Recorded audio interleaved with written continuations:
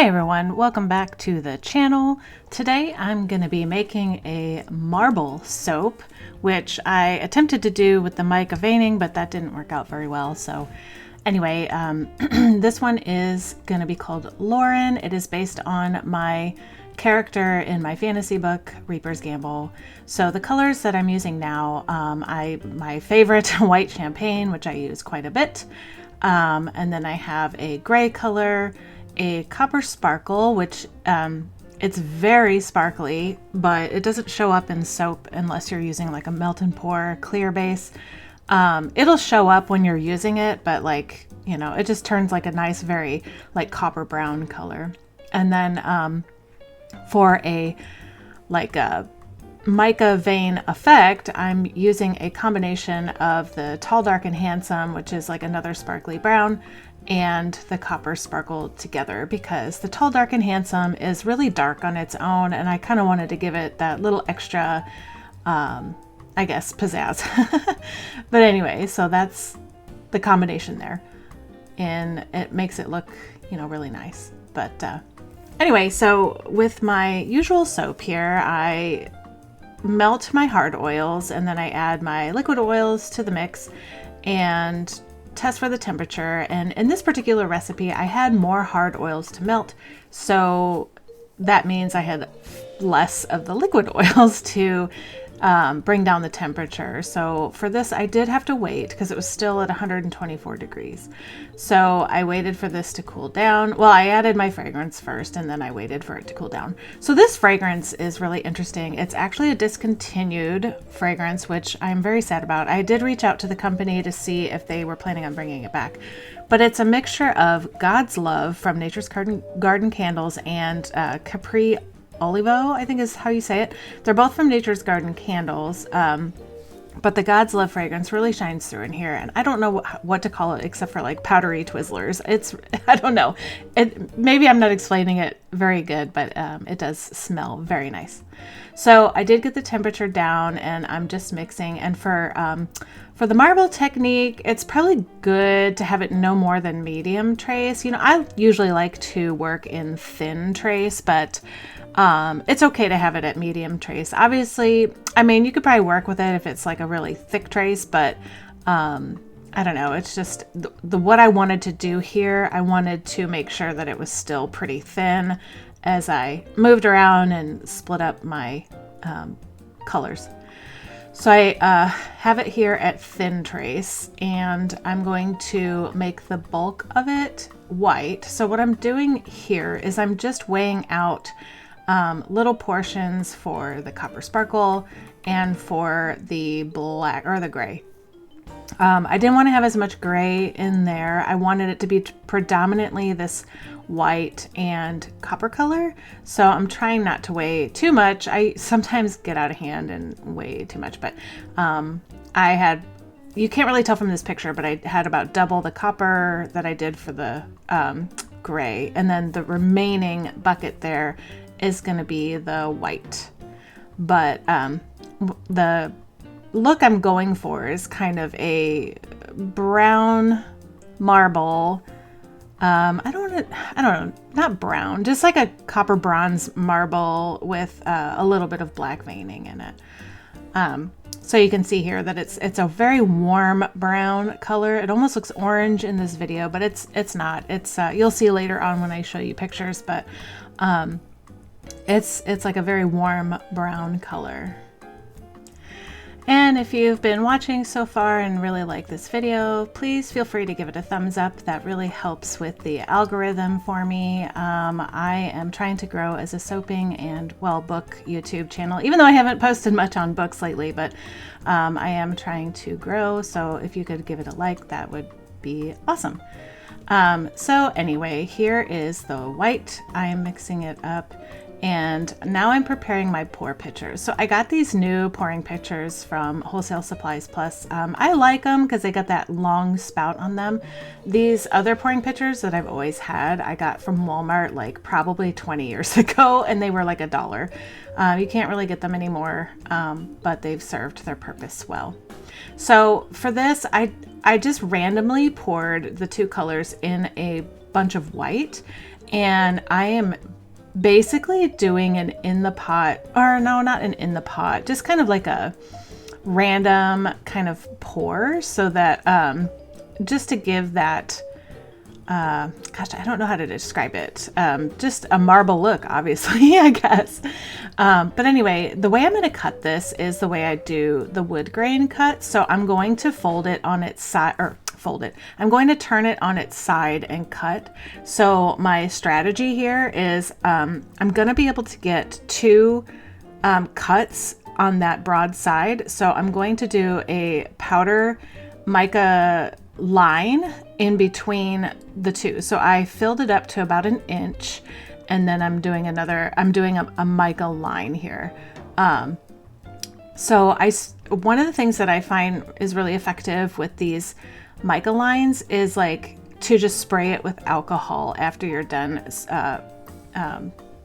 putting it on the top. So otherwise you're just left with a powder, and then you have the risk of everything splitting. So it just kind of helps the color lay flat, or the powder lay flat, moistens it up a little bit and helps it to stick to the subsequent layers.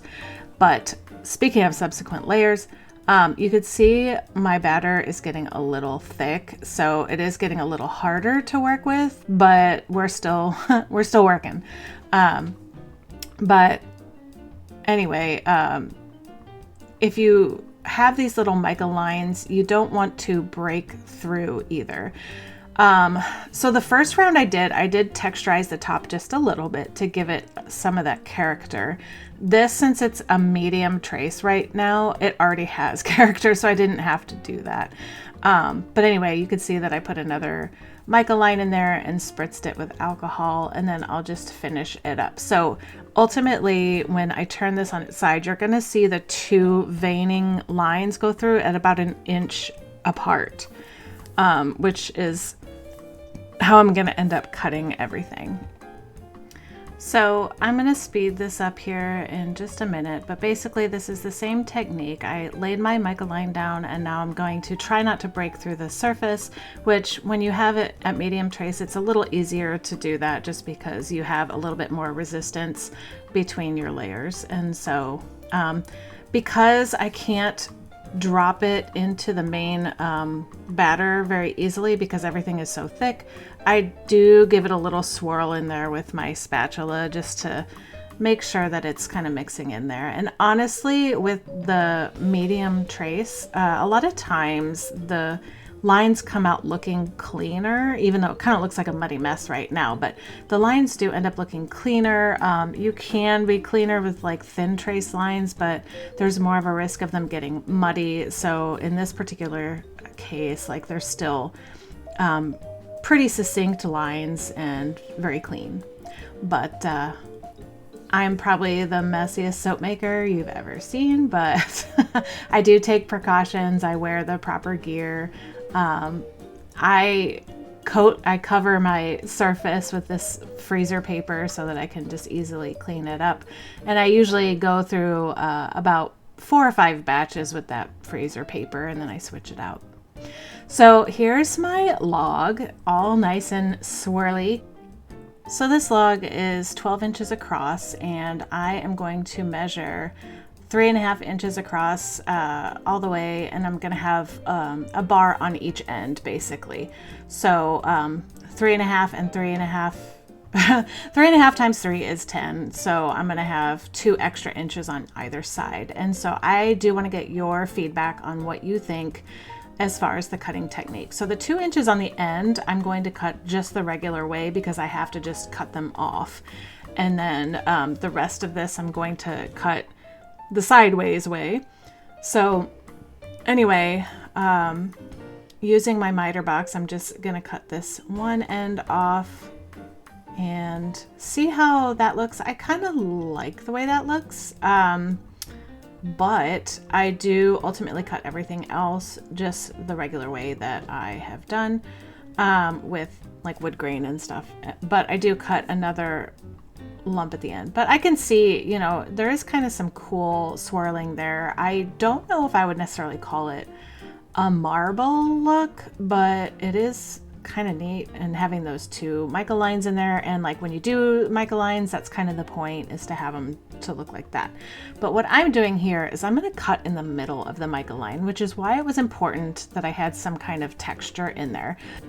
But before I explain why, just real quick, here's the top, and then I just turn it to the side, and you can see that there's a mica line here, and then there's one here as well, and they're not quite exactly an inch apart, but it still works for that purpose. So what I was saying before about having texture in that mica line, when you cut it, it's going to create a more random pattern with that, instead of just having a mica line cutting through it like you would typically see with some marble designs for soap.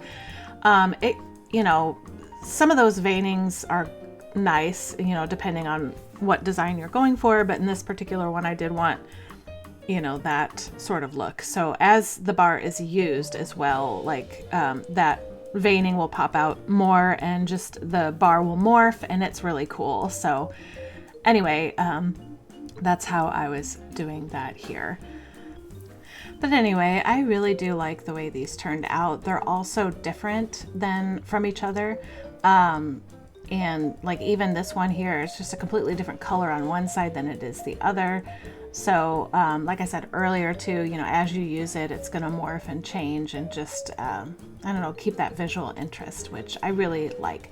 But that mica does bleed a little bit on the side, so I did have to clean them up, and you'll see that in the picture a little bit later, the clean lines, and it does look a lot better that way. So, but let me know what you think about whether or not I should keep cutting them this way, or I should cut them the normal way, because not that this is terribly difficult, it is a lot easier just to cut them the normal way.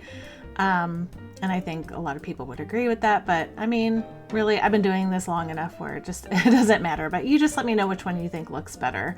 But here they are complete. Again, these are after my main character in Reaper's Gamble, and if you haven't picked it up yet and have Kindle Unlimited, it's still on Kindle Unlimited until the 22nd. So if you like fantasy books, just pick it up. So here's the brick version, and I do, just as a reminder, have a newsletter. And if you sign up for it and you stick around with me for about 6 months, I will upgrade you to a paid plan. So you'll still get the newsletter and some free short stories occasionally, but if you get the paid plan, then you get everything. So here is a picture of the ones that are cut the normal way, just for reference. So let me know in the comments what you like best. And anyway, I believe that is it for now. And thanks for being here. And just as a final ending note, I am working on a couple more books. So stay tuned for that. And if you sign up for the newsletter, you'll know more about my progress with that as well. Plus, I would like to start a Kickstarter on a soap book. So please sign up for the newsletter to know more about that. And I will see you in the next one. Bye.